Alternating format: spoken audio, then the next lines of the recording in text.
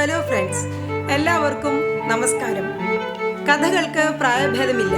കുട്ടികളെന്നോ മുതിർന്നവരെന്നോ ഇല്ല. കഥകളിൽ നിന്ന് നമുക്ക് ലഭിക്കുന്ന അറിവും വിജ്ഞാനവും ഗുണപാഠങ്ങളും നമ്മുടെ ജീവിതത്തിൽ നമ്മൾ പകർത്തുമ്പോഴാണ് ജീവിതപാതയിലെ വഴിവിളക്കുകളായി നമ്മൾ മാറുന്നത്. എല്ലാ പ്രിയപ്പെട്ടവർക്കും സ്റ്റോറി പോട്ടിന്റെ മറ്റൊരു പുതിയ അധ്യായത്തിലേക്ക് സ്വാഗതം. ഞാൻ നിങ്ങളോടൊപ്പം ജെറിൻ ബൈജു. എന്താണ് നാർസിസിസ്റ്റിക് പേഴ്സണാലിറ്റി ഡിസോർഡർ? എന്തുകൊണ്ടാണ് ഈ വ്യക്തിത്വ വൈകല്യത്തിന് ഇങ്ങനെയൊരു പേര് വരാൻ കാരണം? എന്താണ് ഇതിന്റെ പിന്നിലുള്ള കഥ? ഇതാണ് ഇന്ന് ഞാൻ നിങ്ങളുമായി പങ്കുവെക്കാൻ പോകുന്നത്. കഥയിലേക്ക് കടക്കുന്നതിന് മുൻപ് നിങ്ങൾ ഇതുവരെ ഈ ചാനൽ സബ്സ്ക്രൈബ് ചെയ്തിട്ടില്ലെങ്കിൽ സബ്സ്ക്രൈബ് ചെയ്യാൻ മറക്കരുത്. ഒപ്പം ലൈക്ക് ചെയ്യാനും ഷെയർ ചെയ്യാനും കമന്റുകൾ രേഖപ്പെടുത്താനും. സബ്സ്ക്രൈബ് ബട്ടൺ അമർത്തുമ്പോൾ അടുത്തു കാണുന്ന ബെൽ ഐക്കൺ കൂടി ഒന്ന് പ്രസ് ചെയ്യുക. അപ്പോൾ വരുന്ന ഡ്രോപ്പ് ഡൗൺ മെനുവിൽ നിന്നും ഓൾ പ്രസ് ചെയ്താൽ നിങ്ങൾക്ക് ഞാൻ അപ്ലോഡ് ചെയ്യുന്ന എല്ലാ വീഡിയോകളുടെയും നോട്ടിഫിക്കേഷൻസ് അതാത് സമയം തന്നെ ലഭിക്കും. ഇനി നമുക്ക് ഇന്നത്തെ കഥയിലേക്ക് കടക്കാം. ഗ്രീക്ക് പുരാണങ്ങളിൽ നിന്നാണ് ഇന്നത്തെ കഥ എടുത്തിട്ടുള്ളത്. ഗ്രീക്ക് പുരാണങ്ങളിൽ നദിയുടെ ദേവനായി അറിയപ്പെടുന്നത് സിഫിസിസ് ആണ്. സിഫിസിസിന്റെയും മൗണ്ടൻ നിംഫ് ആയ ലിറിയോപ്പിന്റെയും മകനായിരുന്നു നാർസിസസ്. എന്താണ് മൗണ്ടൻ നിംഫ്? മലകളിൽ താമസിക്കുന്ന ദേവതമാരെയാണ് മൗണ്ടൻ നിംഫ് എന്ന് വിളിക്കുന്നത്. നാർസിസസ് അതീവ സുന്ദരനായിരുന്നു, കായികാഭ്യാസിയും. അയാളുടെ സൗന്ദര്യം കൊണ്ട് അയാൾ ഒട്ടനവധി പേരെ തന്നിലേക്ക് ആകർഷിച്ചു. ഒത്തിരി പേർ അയാളെ ആരാധിച്ചു, ഒത്തിരി പേർ അയാളെ സ്നേഹിച്ചു. പക്ഷേ ആരുടെയും ആരാധനയോ ആരുടെയും സ്നേഹാഭ്യർത്ഥനകളോ നാർസിസസ് ചെവിക്കൊണ്ടില്ല. എല്ലാവരിൽ നിന്നും കൃത്യമായ ഒരു അകലം അയാൾ പാലിച്ചു. നായാട്ടായിരുന്നു നാർസിസസിന്റെ ഏറ്റവും പ്രധാനപ്പെട്ട വിനോദം. അതുകൊണ്ട് തന്നെ അയാൾ കാടുകളിൽ വേട്ടയാടി നടന്നു. ഇങ്ങനെ ഇരിക്കെയാണ് കാട്ടിൽ വെച്ച് നാർസിസസ് എക്കോയെ കണ്ടുമുട്ടുന്നത്. ആരാണ് എക്കോ? എക്കോയും ഒരു മൗണ്ടൻ നിംഫ് ആണ്. ഗ്രീക്ക് പുരാണങ്ങളിലെ ദേവനായ സിയൂസിന് ഈ മലകളിലെ ദേവതമാരോട് പ്രത്യേകമായ ഒരു ഇഷ്ടമുണ്ടായിരുന്നു. അതുകൊണ്ട് തന്നെ സമയം കിട്ടുമ്പോഴെല്ലാം അയാൾ ഈ മലകളിലെ ദേവതമാരോടൊത്ത് കളിച്ചിരികളിൽ ഏർപ്പെട്ടുകൊണ്ടിരുന്നു. ഇത് പക്ഷേ സിയൂസ് ദേവന്റെ ഭാര്യയായ ഹീരാദേവിക്ക് ഒട്ടും ഇഷ്ടമുണ്ടായിരുന്നില്ല. ദേഷ്യമായിരുന്നു താനും. ഒരു ദിവസം ഹീരാദേവി സിയൂസ് ദേവനെ കാണാനായി രാജധാനിയിലെത്തിയപ്പോൾ സിയൂസ് ദേവൻ മലകളിലെ ദേവതമാരോടൊത്ത് വിനോദങ്ങളിൽ ഏർപ്പെട്ടിരിക്കൊണ്ടിരിക്കുകയായിരുന്നു. ഹീരാദേവി വന്നെത്തിയിട്ടുണ്ട് എന്നറിഞ്ഞ എക്കോ ഉടൻ തന്നെ ഹീരാദേവിയുടെ അടുത്തെത്തുകയും ദീർഘനേരം സംഭാഷണത്തിൽ ഏർപ്പെടുകയും ചെയ്തു. ഇത് പക്ഷേ രാജധാനിയിൽ നിന്ന് മലകളിലെ ദേവതമാരെ രക്ഷപ്പെടുത്താനുള്ള വഴിയായിരുന്നു. ഇത് ഹീരാദേവി മനസ്സിലാക്കി. അവർ എക്കോയെ ശപിച്ചു.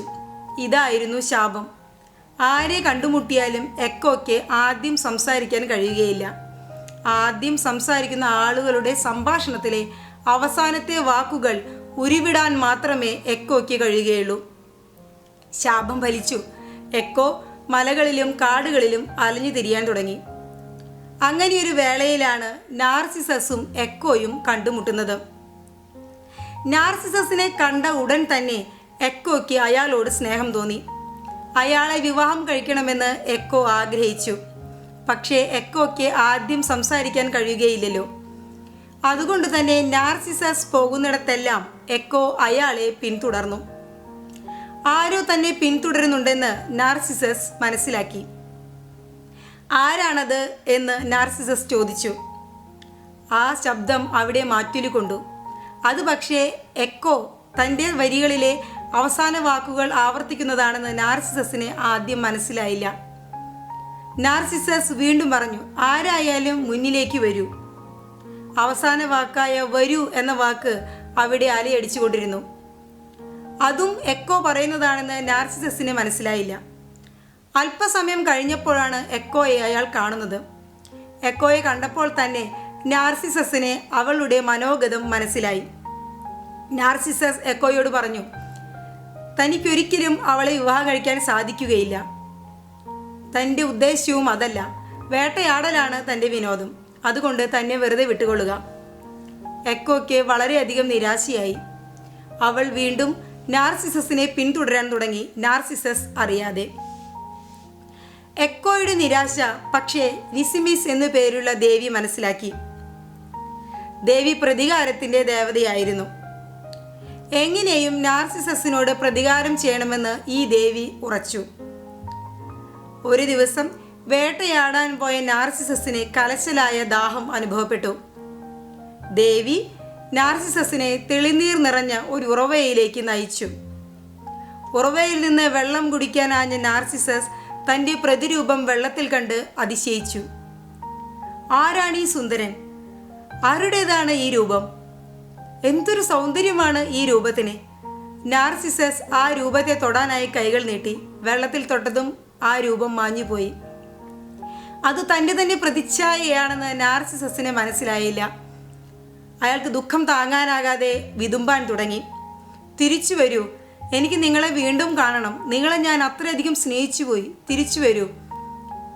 പക്ഷേ രൂപം തിരിച്ചു വരുമോ? വെള്ളം ഇളകിക്കൊണ്ടിരിക്കുന്നു. എങ്ങനെയാണ് ആ രൂപം തൻ്റെ കൺമുൻപിൽ നിന്ന് മാഞ്ഞു പോയതെന്ന് നാർസിസസിന് മനസ്സിലായില്ല.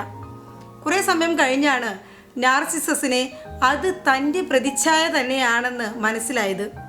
അയാൾക്കത് താങ്ങാനായില്ല. ദുഃഖം സഹിക്കാനാകാതെ നാർസിസസ് പൊട്ടിക്കരഞ്ഞു. ഒടുവിൽ അവിടെ തന്നെ ആത്മഹത്യ ചെയ്തു. ഇത് എക്കോ കണ്ടു. എക്കോ അത്യധികം ദുഃഖാർത്തിയായി. തൻ്റെ പ്രിയപ്പെട്ടവനാണ് ആത്മഹത്യ ചെയ്ത് മുന്നിൽ കിടക്കുന്നത്. എക്കോ വെള്ളത്തിൽ ജീവിക്കുന്ന ദേവതമാരുടെ സഹായത്തോടുകൂടി ഒരു ശവകുടീരം സൃഷ്ടിച്ചു. ശവകുടീരത്തിൽ വയ്ക്കുവാനായി നാർസിസസിൻ്റെ ശരീരം തേടിച്ചെന്ന അവർ കണ്ടത് വെള്ളയും മഞ്ഞയും നിറത്തിൽ വിടർന്നു നിൽക്കുന്ന ഒരു പൂവാണ്. നാർസിസസ് ഒരു പൂവായി മാറിക്കഴിഞ്ഞിരുന്നു.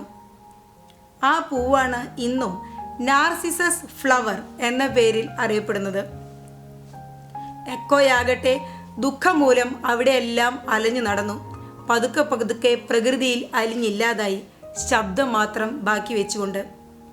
അതുകൊണ്ടാണ് നമ്മളിപ്പോൾ എന്തു പറഞ്ഞാലും അതിൻ്റെ അനുരണനങ്ങൾ എല്ലായിടത്തും മുഴങ്ങിക്കേൾക്കുന്നത്. എക്കോ അത് ആവർത്തിക്കുന്നു, അവസാനത്തെ വാക്കുകൾ. ഇനി എന്താണ് നാർസിസിസ്റ്റിക് പേഴ്സണാലിറ്റി ഡിസോർഡർ എന്ന് നോക്കാം. സ്വന്തം രൂപത്തോട് തോന്നുന്ന അമിതമായ അഭിനിവേശമാണ് നാർസിസിസ്റ്റിക് പേഴ്സണാലിറ്റി ഡിസോർഡർ. ഇത്തരത്തിലുള്ള വ്യക്തിത്വ വൈകല്യമുള്ള വ്യക്തികൾക്ക് എപ്പോഴും തങ്ങളോട് തന്നെ ആരാധനയായിരിക്കും.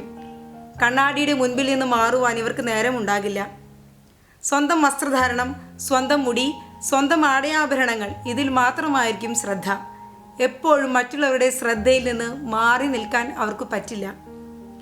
അധികാരവും പ്രശസ്തിയും എപ്പോഴും ഇവരുടെ കളിത്തോഴരായിരിക്കും. അതില്ലാതെ അവർക്ക് ജീവിക്കാൻ സാധിക്കില്ല. എപ്പോഴും വെള്ളി വെളിച്ചം വേണം. എപ്പോഴും എല്ലാവരുടെ ശ്രദ്ധയും വേണം. ഇങ്ങനെ ഇതിനു വേണ്ടി എന്ത് ചെയ്യാനും അവർ മടിക്കുകയുമില്ല. സൗന്ദര്യത്തോടും പ്രശസ്തിയോടും അധികാരത്തോടുമുള്ള ആർത്തി ഇവരുടെ ബലഹീനതയായിരിക്കും. ഒരു സിനിമയിൽ ശ്രീനിവാസൻ പറയുന്നത് പോലെ, എൻ്റെ മുഖം, എൻ്റെ തല, എൻ്റെ ഫുൾ ഫിഗർ. ഇത്തരത്തിലുള്ള വ്യക്തിത്വ വൈകല്യം പ്രകടിപ്പിക്കുന്നവരെയാണ് നാർസിസിസ്റ്റിക് പേഴ്സണാലിറ്റി ഡിസോർഡർ ഉള്ളവർ എന്ന് പറയുന്നത്. നാർസിസസിനും സ്വന്തം രൂപത്തോടായിരുന്നല്ലോ ഏറ്റവും കൂടുതൽ സ്നേഹം. ഇതിന് പക്ഷേ ചികിത്സ അസാധ്യമാണെന്നല്ല, വളരെ വിരളമാണ് എന്ന് പറയാം. കാരണം ഇത്തരത്തിലുള്ളൊരു വ്യക്തിത്വ വൈകല്യം തങ്ങൾക്കുണ്ടെന്ന് ഈ രോഗികൾ മനസ്സിലാക്കുന്നില്ല എന്നുള്ളതാണ് സത്യം. ഇന്നത്തെ കഥ ഇവിടെ പൂർണ്ണമാകുന്നു. ഈ കഥയിൽ നിന്ന് നിങ്ങൾക്ക് അറിവ് ലഭിച്ചിട്ടുണ്ടെന്ന് തന്നെയാണ് എൻ്റെ വിശ്വാസം. മറ്റൊരു എപ്പിസോഡിൽ മറ്റൊരു കഥയുമായി വീണ്ടും കാണുന്നതുവരെ, this is Jerin Baiju signing off. Keep smiling, spread smile and stay blessed. By.